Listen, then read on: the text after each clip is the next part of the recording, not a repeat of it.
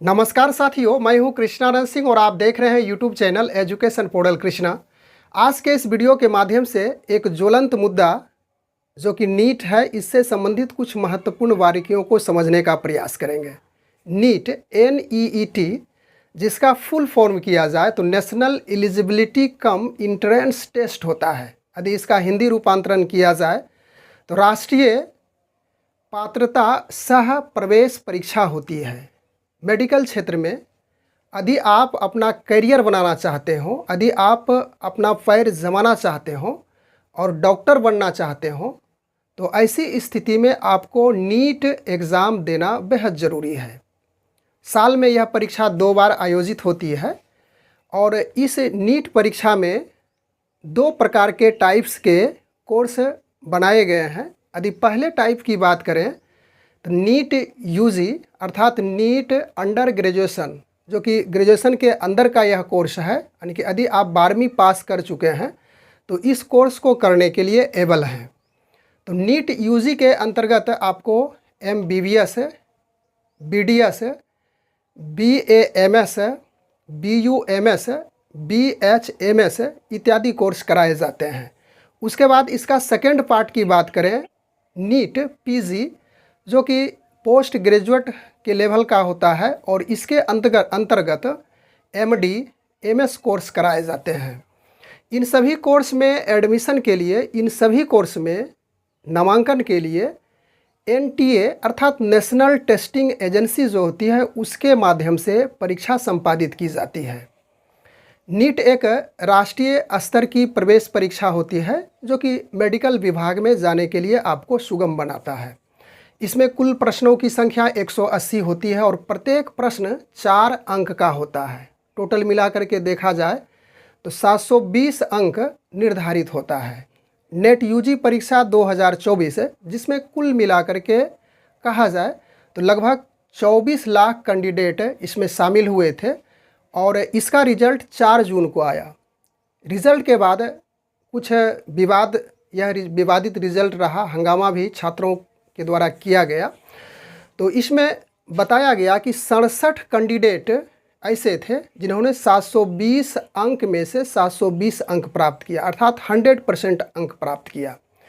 2 candidate ऐसे थे जिन्होंने 718 यानी 720 में 718 और 719 अंक प्राप्त किए, जो कि कुछ नियम के खिलाफ यह बताया जाता है कि ऐसा नहीं हो सकता है, क्योंकि जो निगेटिव मार्किंग है वह उस अनुसार से इतना अंक नहीं हो सकता है।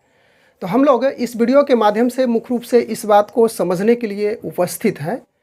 लोगों का यह कमेंट था कि नीट के बारे में विस्तार रूप से बताया जाए, इसकी योग्यता क्या है, परीक्षा का मोड क्या है, इसकी समय सीमा कितनी होती है, परीक्षा में प्रश्न की संख्या कितनी होती है, कुल मार्क्स कितने निर्धारित किए जाते हैं, उसके बाद अंकन योजना यानी कि जो निगेटिव मार्किंग की व्यवस्था है किस प्रकार से होती है, आरक्षण, उसके बाद पेपर पैटर्न इत्यादि क्या है, इसको हम लोग समझने का प्रयास करेंगे। तो चलिए एक एक करके हम लोग इन बातों को समझें बोर्ड पर आकर के। नीट, जिसकी चर्चा हम लोग कर चुके थे, national eligibility cum entrance test होता है। यह 2 टाइप में विभक्त है जिसकी बात कर चुके हैं। फिर से हम लोग पुनरावृत्ति कर लें, यहाँ पे अच्छी तरह से समझ में आ जाएगा। नीट UG जो कि अंडर ग्रेजुएशन, यदि आप 12वीं किए हुए हैं 50% अंकों के साथ और आपका विषय साइंस है, मैथमेटिक्स छोड़ करके फिजिक्स है, केमिस्ट्री है, उसके बाद बायोलॉजी, जोलॉजी और बॉटनी होता है, यदि वह पेपर है तो आप इस परीक्षा के लिए एबल हैं। और नीट UG के अंतर्गत जो कोर्स है MBBS, MBBS, BDS, BAMS, BUMS, BHMS, इन कोर्स के लिए यह परीक्षा होती है। उसके बाद इसका सेकंड टाइप है नीट PG, जो कि पोस्ट ग्रेजुएट के लिए होता है और यह कोर्स है MD और MS। अब एग्ज़ाम मोड की बात करें तो इसकी परीक्षा जो NTA के माध्यम से ली जाती है, नेशनल टेस्टिंग एजेंसी के माध्यम से, तो वह ऑफलाइन होती है, अर्थात कागज़ और पेन की आवश्यकता होती है। जिस प्रकार से OMR सीट भरनी पड़ती है उसी व्यवस्था से, यानी कि लिखित परीक्षा के रूप में होती है, ऑफलाइन मोड में, ऑनलाइन नहीं। उसके बाद इसमें टाइमिंग जो कि प्रश्न की संख्या होती है 180, उस प्रश्न को हल करने के लिए 3 घंटे 20 मिनट का समय निर्धारित किया गया है। क्वेश्चन पैटर्न की बात करें तो सभी क्वेश्चन MCQ अर्थात मल्टीपल चॉइस क्वेश्चन जो कि ऑब्जेक्टिव कहते हैं उसी आधार पर बनाया जाता है। उसके बाद क्वेश्चन नंबर यानी कि जो प्रश्न की संख्या होती है कुल मिलाकर के 200 होती है, लेकिन इसमें से आपको 180 क्वेश्चन ही सोल्व करना है। इसे देख लीजिएगा कि क्वेश्चन नंबर 180 होता है जिसे सोल्व करना पड़ता है। कुल प्रश्नों की संख्या 180 होती है और इसमें फुल मार्क्स प्रत्येक प्रश्न 4 अंक का निर्धारित किया गया है। तो इस प्रकार से कुल मार्क्स कुल अंक 720 हो जाता है, यानी कि ईच क्वेश्चन 4 मार्क्स है। मार्किंग की व्यवस्था है, निगेटिव मार्किंग है। यदि आप एक प्रश्न का उत्तर सही देते तो 4 अंक आपके लिए निर्धारित है। यदि वही प्रश्न का उत्तर गलत हो जाता है तो 1 अंक काट लिया जाएगा, 1 मार्क्स डिडक्शन होगा। निगेटिव मार्किंग की व्यवस्था है। अब एलिजिबिलिटी अर्थात योग्यता की बात करें कि कौन कैंडिडेट इसमें भर सकते हैं, तो इसका एज निर्धारित है मिनिमम 17 वर्ष, यानी कि आपकी उम्र यदि 17 साल हो गई है तो आप भरने के लिए एबल है, और मैक्सिमम 25 साल निर्धारित किया गया है।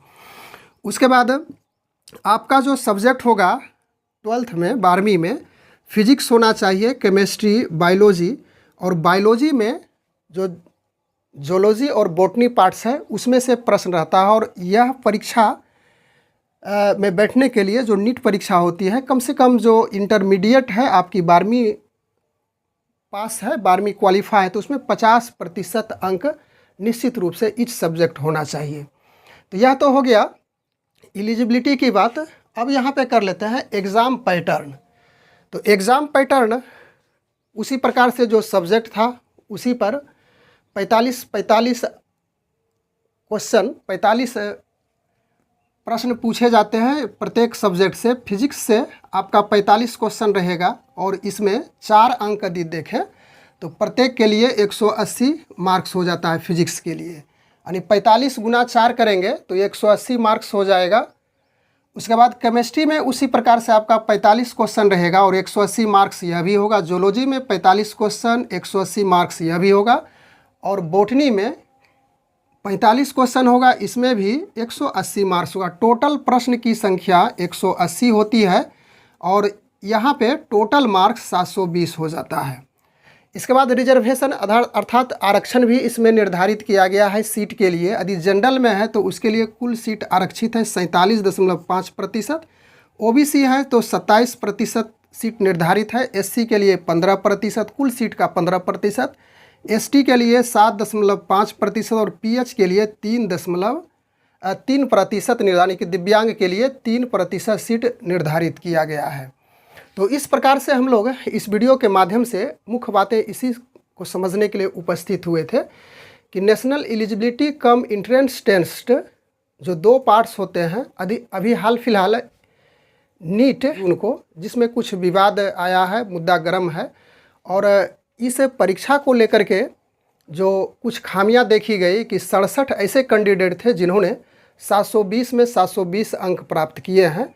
और आज के डेट में देखें तो जो भी मीडिया हो या तो पेपर हो या तो न्यूज़ चैनल हो, सभी पे यह नीट से लेकर के एक अलग प्रकार की बातें हो रही है, और विभाग को यानी कि जो NTA है उस पे तरह तरह की बातें बोली जा रही है। बस हम लोग इन बातों को समझें कि नीट में बैठने के लिए क्या योग्यता होनी चाहिए, परीक्षा मोड क्या है, समय क्या है, प्रश्न संख्या कितनी है, कुल मार्क्स कितने निर्धारित किए गए हैं, अंकन योजना क्या है, आरक्षण, उसके बाद पेपर पैटर्न क्या है, इन सभी बातों को समझे जाने। बस आज के वीडियो में इतना ही। Thanks for watching. Good bye.